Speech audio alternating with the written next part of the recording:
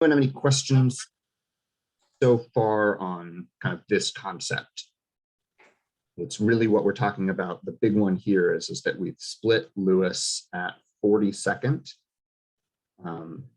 and sent kids to the west to Selwood and kids to the east to Lane. So about how many Lewis students does that mean would be at Selwood and how many would be at Lane? It works out to be about 50-50. And so here's where we could take a look at some stats. Let me zoom for you guys. And this is also just say that, you know, these are drafts and we really wanted to kind of present these three conceptually so that then we could, once we kind of feel that some of them are working for kind of as a concept, we can send them out to you and you can kind of take a closer look. So here we have Lane's enrollment immediately at 489 and Selwood's at 470. So the thing to keep in mind about this is that when before we're sending all of Lewis into Lane, we were down about 100 students at Selwood. So we had around 400 students at Selwood, and we were up about 50 students over 500 from at Lane. So splitting Selwood kind of, it splits the difference and doesn't necessarily send those 100 kids to fill up Selwood all the way back into Selwood. And it doesn't necessarily fill up Lane to the same degree that it would when you had all of Lewis there. So that's that. Is it about 50? So when you say 50-50, you mean actual 50 kids or 50%? Actual 50 kids. Okay, thank you. Yeah. So let's just take a look then at 2, which is a little bit different. In this one, we have all of Lewis has gone back into Selwood. Those same changes that were rolled back that I was talking about are still made. So we have this area still going to Marysville, this area still going to Atkinson, but you're probably seeing this big green triangle that, you know, we've never seen before. And this is where we've both changed our LEDA around a little bit as an elementary school attendance area, and we've then split it. And those kind of two go hand in hand. Foster makes a pretty natural dividing line, at least in terms of safe streets, between Marysville and Arleta. And so we took this area down here that had been Marysville, and we sent it over to Arleta. Then we can see Arleta's kind of looks like a boot there. And then Marysville sort of nests above it. So they sort of interlock. And Arleta basically gets split at Foster to go down to Lane. And then those kids north of Foster who go to Arleta would then still attend Kellogg. So, does anyone have any questions about that geography first? No? Okay, good. I'm moving very fast just because I want to kind of get through this and then hopefully we can, you know, talk a bit more about it.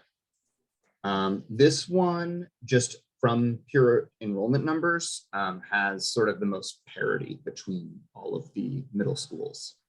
On the ones that are affected, Kellogg drops down to 585.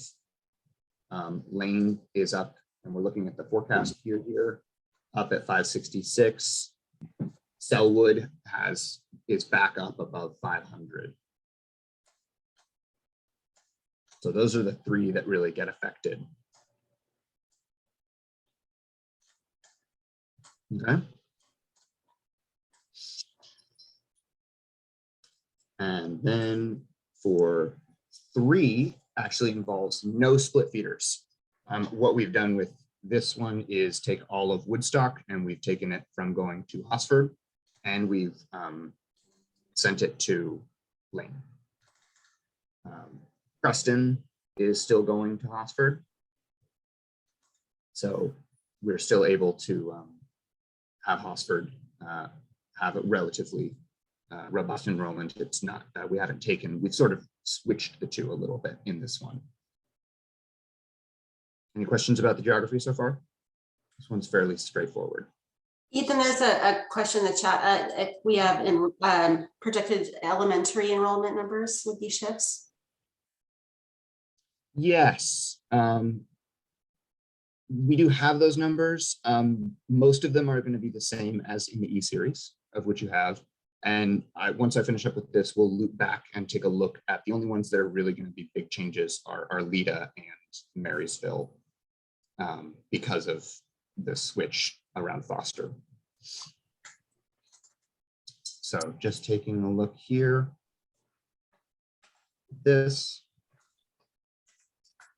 We can see that because by removing Woodstock, we do drop below 500 for Foster. Kellogg is also unaffected by this change, so it's still quite heavily loaded. Since we haven't removed any students from Kellogg and sent them elsewhere, nothing's happened. With that number, it still has all Spanish immersion plus all of its neighborhood theaters intact. And then Lane is at 602, up from where it was before without Woodstock. So quickly just jump back and we can take a look at Arleta is around 266. So we're more or less at that 270 mark. And then Marysville, 294. So even has some room perhaps to play around with some boundaries, giving some students north of Foster to Arleta, as much as that might make sense geographically. So there are,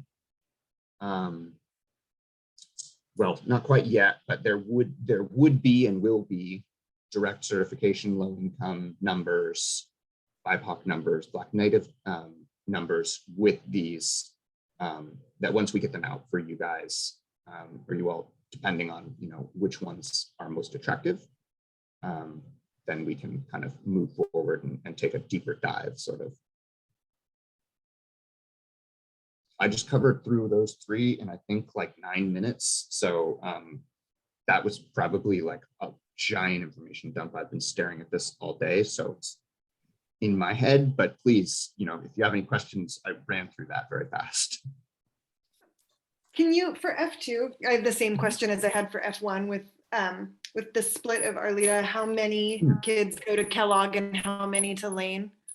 It is about 100 kids go to Kellogg and about 30 kids go to, 100 kids go to Lane and about 30 kids go to Kellogg. 30, okay. Mm-hmm. So it is not necessarily a very, at least right now, this is all we're talking immediate student numbers.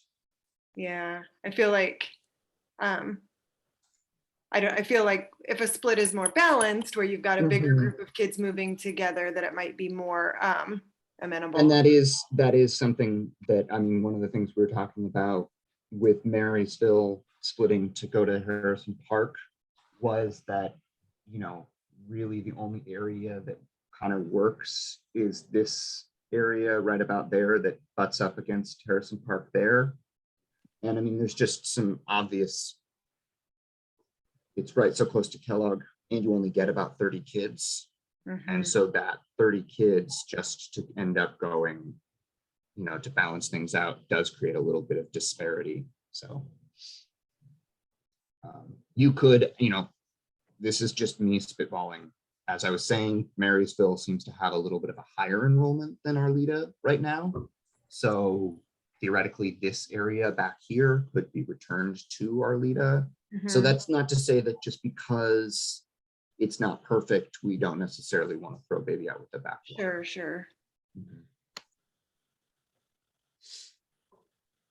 Okay, so it would be decreasing enrollment a little bit at Arleta, yeah.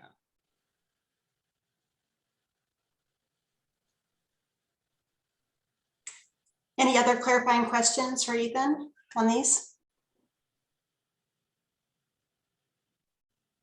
Of the three, does one jump out at you as being a preferred scenario, or is there one that you look at it and you're like, well, no, automatically you feel like maybe it wouldn't work? Again, it's a lot to take in. It's also, I guess, the way I think about it is that, like, which ones would you want to discuss in the larger group? Because I think in this small group, we can kind of entertain a lot of situations because there's fewer of us.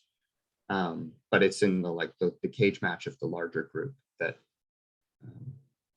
would sort of, if there's one that like more kind of sticks out that we want to hear from a lot of voices on. So I think this is Josh, and I've had a frustrated night already, so I'm not going to go too long. But it feels like I've been through phase 1 now and phase 2, and there was all these guidelines we were trying to put in about not splitting feeders and putting kids to get there were all these very high level goals that we wanted to stick to. That it feels like we've acquiesced on almost all of them in order to make all of this work. So I just want to make sure that we're, to me, it seems like we're straying further from the goal. In order to kind of just get it over a finish line. But that's me. Yeah, I mean, I think the split feeders, that come out at the last minute, for sure. Thanks for sharing that, Eddie. Josh. The other thing I just want to share for the records is that a lot of the work that Flo has been doing is in response to the questions that have been generated in our different groups at different times. So part of the information tonight addresses some of those questions because people wanted to know about numbers and how programs would balance out. It's not that we're trying to just abandon all our guardrails in an attempt to get to the finish line. We definitely can go back and review some of the things that were shared with us earlier in the process. But again, this has been a progressive response to the questions that were generated over time. Beth, you have your hand up? Yeah, I kind of want to echo what Josh is saying. And, I feel like this is where my hesitation has been with the E1 series in general is, this is the writing on the wall, right? Like if we're working around Spanish at Kellogg, these are all of the trade-offs that we're going to have to consider in order to make it work. And we've heard a lot of really compelling reasons why Spanish needs to remain at Kellogg. But if that's, I do feel like a little frustrated that I feel like those things about staffing and all of that could have been told to us like 6 months ago. But in any case, if that's where we're working with now, I feel, it's like that was to me the most compelling reason. And then the other frustration is that still none of these, other than what Ethan mentioned about the trade-off that doesn't seem even worth it to move 30 kids from Marysville into Harrison Park, none of these even increase the enrollment at Harrison Park, which is my biggest concern and like the center of our charge in every piece of documentation about what we're supposed to be doing here. So I guess, it's like, okay, well, we've decided that the top priority is keeping Spanish at Kellogg. And so that means there's all of these other things. Now, we have to go to the Arleta community to answer the question you actually asked. I think that out of these three, the Arleta one looks the most compelling because it also serves the purpose of reducing enrollment at Kellogg. But, it's like, now we've got to go talk to Arleta community about a split feeder. We got to, we've got to have reduced neighborhood enrollment at Kellogg, further even beyond removing Creston from Kellogg. So, it's a lot of things that we have to, concessions that we have to make in order to prioritize that. Thank you, Beth. Michael, did I see you had your hand raised earlier? I did, and I guess I just wanted to point to a connection between what I said earlier and some of these proposals. I think when we look at the proposal, for example, to move Woodstock to feed to Lane, I think it's that type of proposal that begins to change the demographic of the Lane community substantially enough that our Title I funding is potentially up in the air. And so I think just trying to draw a connection between the earlier comments and some of these proposals here, and looking at the proposals that have kind of a modest increase in Lane attendance may actually get us closer to where we need to be in terms of stability of funding and not tip over the whole formula. The other, I guess the other topic I would want to bring back up is just an interest in having at the middle school level a full spectrum of special education services to really be able to include all of our students in the neighborhood school model. And so when I hear Lane slated for maybe like 480 as a number, if we're talking about also bringing in a couple of focus programs to really round out the full spectrum of services, that we actually get to a good number. So being a little below 500 to me may actually encourage some movement in terms of special ed program placement as well, which is interesting to me to talk about. Thank you. Any others? Anyone we haven't heard from especially?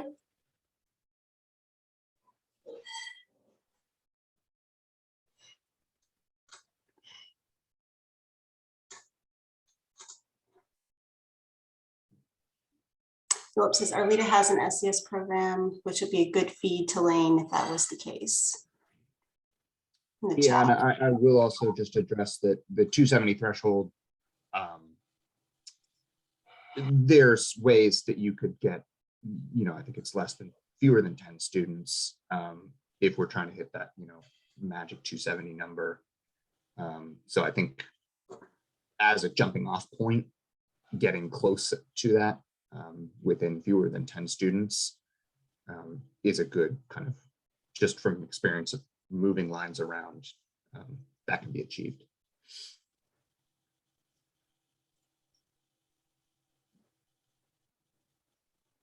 Would some special education students be included in the neighborhood modeling though also, or in terms of the numbers? Or will... Yes, I mean, we do have that percentage of SPED students, and I don't know the exact breakdown of types of special education, but some of those would be, I believe, yeah. Hi, Ethan. Which model was the model that did not split? It was the, what was that, F1? F1 and F3. So that doesn't have any split feeders? No split feeders at all would be F3, yeah. Okay. And that is Woodstock into Lane.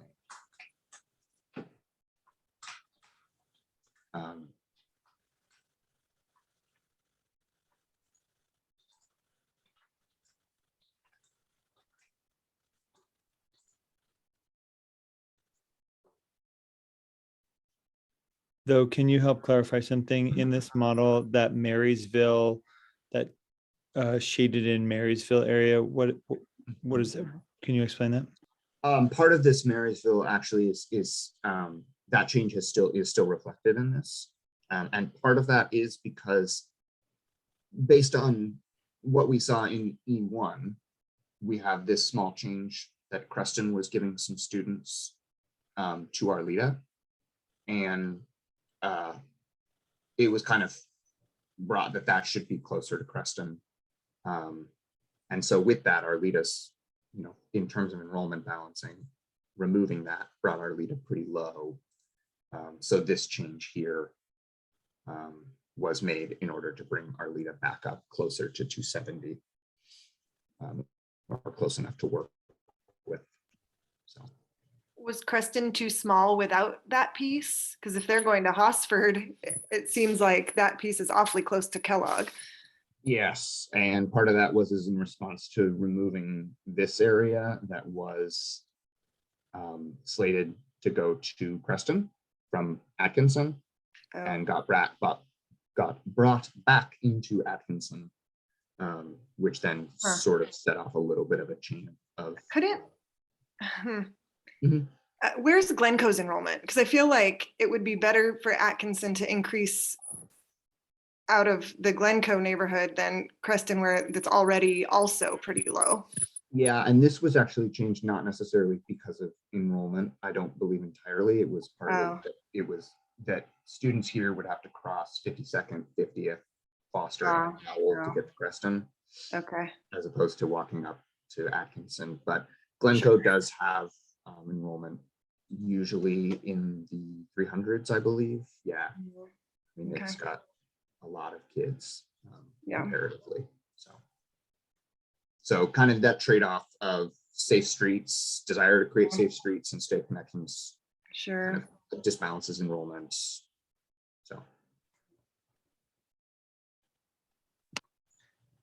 So related to that, does everybody feel like, thinking about our last meeting and, some of the feedback that was given about boundary placements, and, Flo took that and tried to implement that in the new scenarios. Do you feel like those have been addressed, or are there any that you feel like were missed?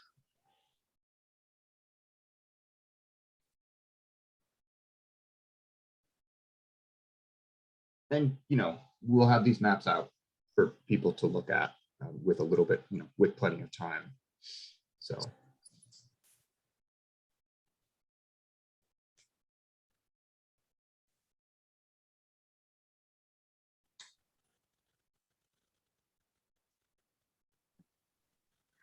I'll say something. I'm pretty Mhm. concerned about the split feeder of our LIDA and just split Mhm. feeders in general to keep Spanish at Kellogg.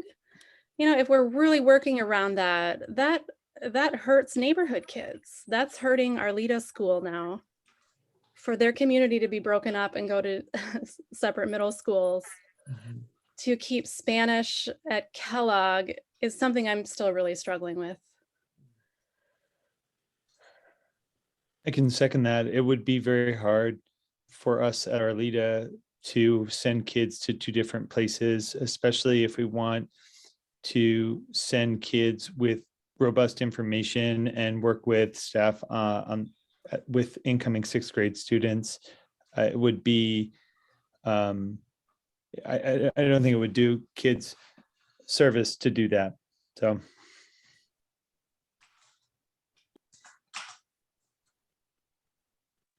Thank you.